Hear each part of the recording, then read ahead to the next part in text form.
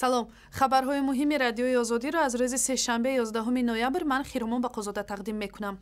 Парлумони Тоҷикистон ба баррасии тарҳи қонуни гирдиҳамоиҳо ва митингҳо мепардозад ки тибқи тағйироти нав иҷозати ташкили раҳпаймоиҳоро танҳо дар чаҳорчӯби муайян фароҳам меоварад.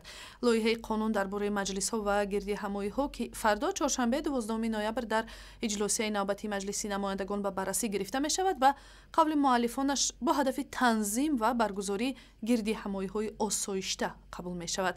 тағйирот ин аст ки ташаббускорони ҷамъомадҳо бояд 15 рӯз пеш иҷозат гирифта аз пӯшидани ниқобу дигар мавод дар рӯи худ худдорӣ кунанд.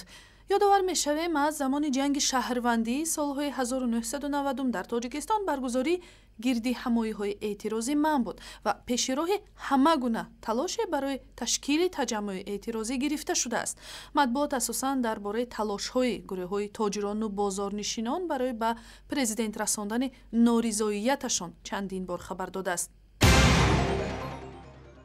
зимнан яке аз ин гурӯҳ ки мегӯяд то ҳол ба додашон нарасиданд соҳибмулкон ва тоҷирони бозори Ином дар шаҳри Туз ҳастанд.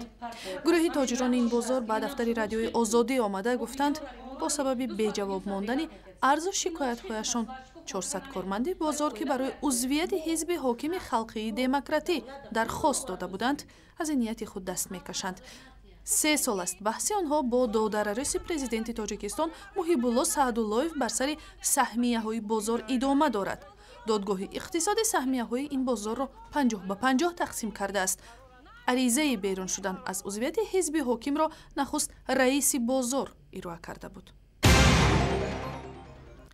рӯзи 11 ноябр додгоҳи Исмоили Сомонии пойтахт як сокини 36-солаи шаҳри Душанберо бо ҷурми ташкил ва нигаҳдории фоҳишахона айбдор карда ӯро ба пардохти 40,000 сомони ҷарима муваззаф ва ҳамзамон бар асоси қонуни Авф ӯро аз толори додгоҳ озод кард. додгоҳ мегӯяд ҳадди аққал дар 3 ҳолат ин хонум як манзили иҷораро дар маркази пойтахт дар тӯли 3 рӯз бар ивази 80 то 120 сомонӣ барои мулоқоти маҳрамона пешниҳод кардааст.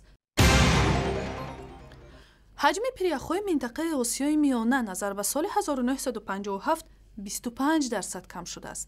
Фёдор Климчук раҳбари маркази минтақавии дипломатияи пешгирикунанда рӯзи 11 ноябр дар ҳамоиши обшавии пиряхҳо дар Осиёи Миёна гуфт агар обшавии пиряхҳо ба ҳамин шева идома кунад то охири асри 21 дар Осиёи Миёна ҳеҷ пиряхе боқӣ намемонад. намояндаи Созмони Милали Муттаҳид дар ин нишаст аз мақомоти кишварҳои минтақа даъват кард талошҳоро дар амри танзими дурусти мудирият ва истифодаву тақсими оқилонаи об суръат бахшанд.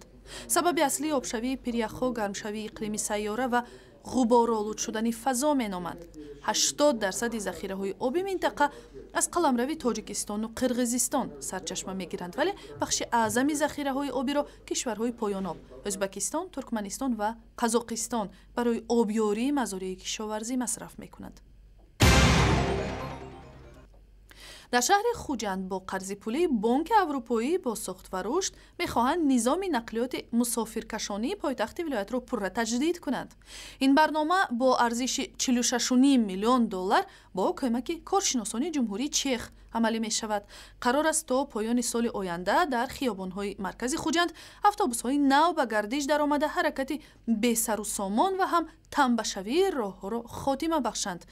барномаи навсозии нақлиёти ҷамъиятӣ ки аз сӯи шаҳрдории Хуҷанд таҳия шудааст табдили нақлиёти мусофирбарро аз маршрутка ба автобус пешбинӣ мекунад.